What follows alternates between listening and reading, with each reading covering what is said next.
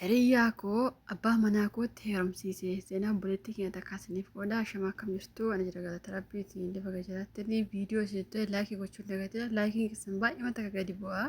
Hiriyaa koo ani baay'ee jaaladhu biyyattis ta'e biyya arabaatti kan baay'ee wal jaalannu akka carraa ta'e biyya arabaa kana keessatti ani abbaa manaa gaarii rabbi naaf kenne tokkotti yeroo inni heerumu hiriyaan koo heeruma abdee waggaa baay'ee yeroo teessu anis abbaa manaa kootiin ishee fuudhii maal rakkoo qabaa jedhee yeroo sagaafu innis isheen baay'ee bareeddi waan ta'eef guyyaa tokkollee osoo na jala hin deebi'in yookaan jechoota hundumaa osoo natti hin deebisiin hiriyaa koo kan akka fuudhu yeroo inni ishee gaafatu isheenis ishii maal rakkoo qabaree an duraanuu hawwii kee qabaa jettee yeroo isaaf deebistu innis gammachuu guddaatiin anatu sargii godhee fi biyyuma arabaa kana keessatti yeroo isaan wal fuudhan qarshii koo guddaa baasee naannoo 10,000 biyya kanaa riyaala seenii jechuu kooti. Kanaa olis baaseera garuu tilmaamaan sargii isaanii kanama fixe yeroo ta'u haa ta'u malee hiriyaan koos baay'ee gammadee abbaa manaa kootti heerumuu isheetti anis baay'ee gammadee inni fuudhuu isaatti baay'ee wal jaalanne waan ta'eef erga fuudhee manatti galfatee hiriyyaan koo duraan waggaa baay'ee wal jaalannu halkaniif guyyaa yoo ani nyaadhe isheef kennu yoo isheen nyaatte naaf kennitu inni fuudhee baatii tokko osoo hin gahiin na ooddee karaarra naa jallachuu silkiitiin bilookii na gochuu yeroo eegaltu anis abbaa manaa kootiin hiriyyaan koo ergasi bira oftee maaliif jijjiiramtee jedhe yeroon itti himu innis kunnan ilaallatu situ fuudhi jedhe malee ani maal keessaa qabaree hiriyaa koo akka malee ani jaaladhu jette mitiiree jedhee yeroo natti himu anis waan godhu wallaalee jireenya koof erginatti hiphatee booda ani heerumee waggaa 2 taa'ee ilmoo hin arganne isheen garuu heerumtee waggaa 2 yoo osoo hin guutiin mucaa ilmaa tokko argattee abbaan manaa koos naangatee gara ishee deemu ishee bira buluu yeroo jalqabu anaan gonkumaa hojii mana arabaa deeme malee isheen akka hin deemne isheen deesseetti ati yoom deessee gaangii irra maal taddasii godhee ati maseena waan ta'eef deemii hojii hojjedhu jedhee haamilee koo tuqee mana sana roonni na baasu. Anis jechoota inni fayyadame kana hundaa waal gochuu qabaree erginni kana naan jedhee hojii koo mana arabaa roon deemu baatii 3-4 achi hojjedhe yeroo dhufu innis qarshii fidinaan jechuun seera qabeessaan maatiin beekee wal fuune waan ta'eef hanshees maatiin beeka ankoos maatiin beeka biyya keenyatti yeroo ani abbaa manaa koo akka fuudhu taasisu naannoon keenya ajab akkam jaalatti jechuun kan nu dinqisiifate har'a garuu yeroo abbaan manaa koo manattuun galiin bakka hojii deemii yeroo naan jedhu maatiinis biyyis isheef bagaa namni hiriyaa kooti jedhee abbaa manaa waliif kennu jiraayii jedhanii yeroo natti kolfan haamileen koo guutummaa guutuutti yeroo na cabu anis waan godhu wallaalee baay'eema tokko aaree maaliif isheen bakka hojiin deemtu ana qofaatu hojjetee isin jiraachisa moo yeroon isaati jedhu innis eeyyeen maal rakkoo qabaree isheen mucaa guddifti jechuun guyyaa mana ijaazaa nan dhufa yeroon jedhu innis maal barbaaddaa hojjedhu naan jedha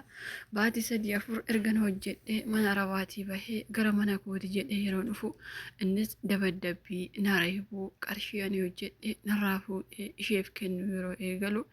anis yaa carraa koo jedhee eenyutti himadharee kana hundumaa natu badii qaba mitiire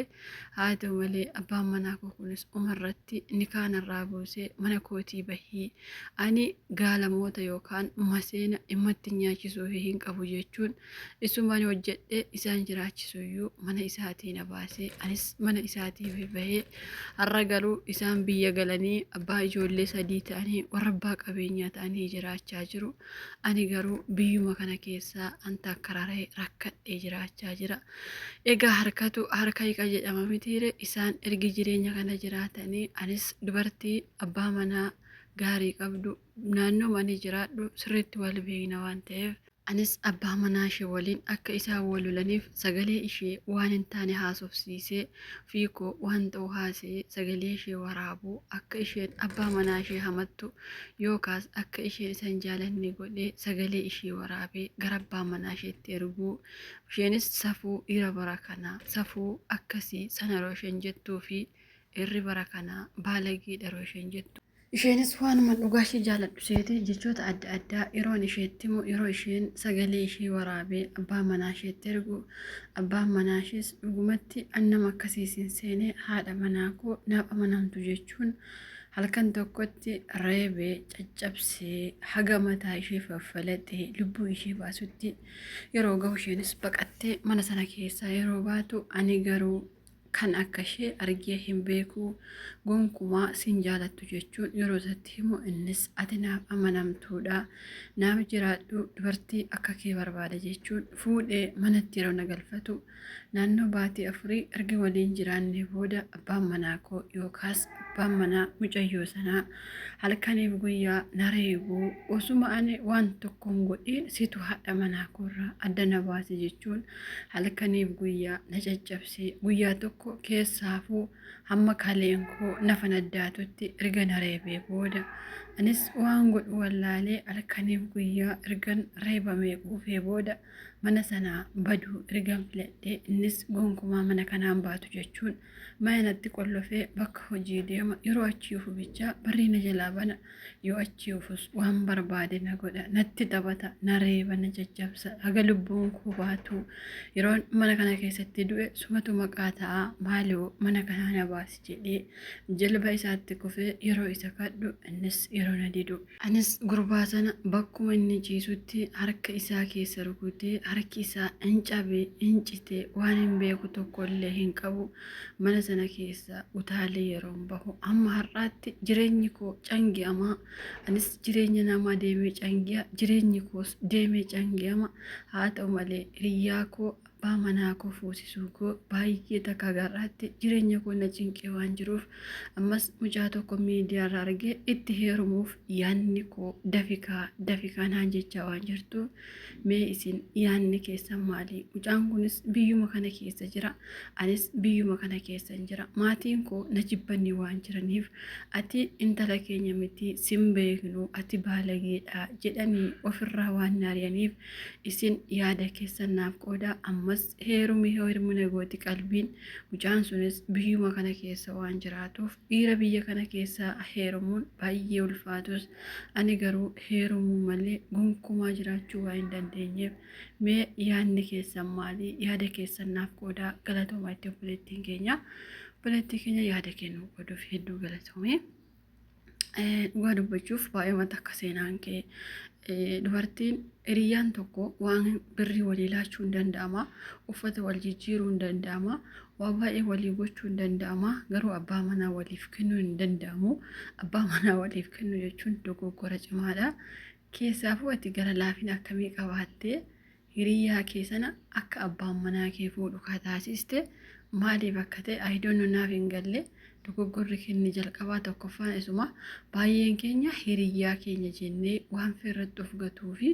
abbaa manaa keenya illee haga ishee wajjin haasoftee kofaltutti yoo ifni homaa rakkoo qabanutti hin fakkaatu garuu hiriyyaa kee miti abbaa fedhe yoo ta'e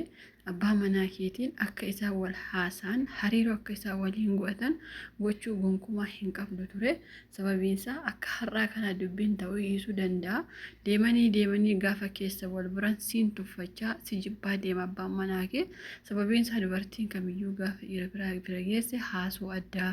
kan isheerraa bareeduu fi akka inni ishee jaalatu kan gootudha abaloon hiriyyaa kooti jettanii silkii umayyuu kennuufiin dogoggora keessanii jedhee yaada yeroo baay'ee intalli kun hiriyyaa kooti jennee abbaa manaa koo waliin haasee jennee lakkoofsa wal jijjiirraa kuni garuu dogoggora warra sanaa osoo hin taane dogoggora warra walitti fiduuti dhugaa dubbachuuf mucayyoo seenaa ishee tokko ani beeku tokko isinitti hima hiriyyaa ani baay'ee jaaladhudha ture isheenis hiriyyaa qabdi abbaa manaa ishee fi mucayyoo sana wal barsiifte ishee waggaa torba biyya kana jiraattee turte abbaan manaa ishee hiisee mucayyoo sana fuudhee jechuun mucayyoon sun biyyuma jiraachuuf jirti baay'een keessan abbaa manaa keessan dabarsitanii hiriyaa keessanii wal barsiistu. Hireen qooda rabbiiti waan ta'eef siin rabbi kenne ati immoo deebistee nama biraaf kennuuf jechuudha. Kun homaa takka faayidaa hin qabu. Lammaffaan biyya Arabaa keessatti heerumuun salphina akka guddaa hundi keessan hin beektu. Homaa waan siin fayyadu hin qabu. Biyyuma Arabaatti heerumuun iyyuu dogoggora isa guddaadha. Shamarri baay'een qarshii barbaacha biyyaa baane boodatti immoo gara dhiira barbaachuutti fufna. Kun dogoggora keenya isa jalqabaaf isa dhumaati. Kan viidiyoo hiraaf ergus dhuna kan immoo deebisee heerumee biyyuma kana keessatti dhiirri nu dhiisee deemu yookaas immoo diqaalaa godhannee waliin rakkan maaloo yaa Oromoo gara biyyaa naa gashaa maaloo yaa Oromoo akkas na godhaa maaloo yaa Oromoo na gargaaraa kan jedhu irra caalaan keenya warruma birrii barbaacha biyyaa bahee